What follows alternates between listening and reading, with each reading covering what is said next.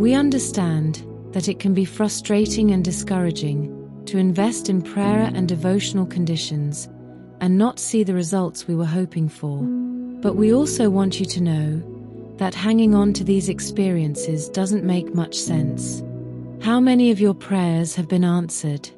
How can a wholehearted investment be wrong? How can it get lost?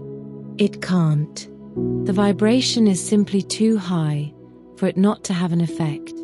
By the way, when you prayed and had no result, did you first ask God if the direction you took was within His will?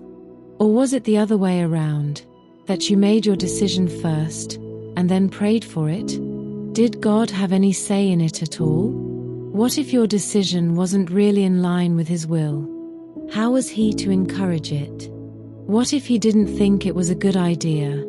How could He fully support you? Could He be free to do so? Would you wholeheartedly support someone you knew was not making the right decision? If you couldn't give your opinion on the matter, then your only choice would be God's, to stand by and hope that the person learns what they need to learn, and that they come out of the experience stronger and wiser. What do you think? Honestly, what would you do in that case? We completely understand your feelings, but please try to look at the situation objectively. We are sure that you can. We know that you just needed to look at it from a different angle, right? So, would you reconsider your feelings about prayer now? This is too important to let a simple misunderstanding get in the way. Don't you think so? We hope that this will help you take a fresh look at prayer. Consider it as a flow of love from one soul to another, or from one soul to the universe, which also has a soul. It's a flow of consciousness from one mind to another.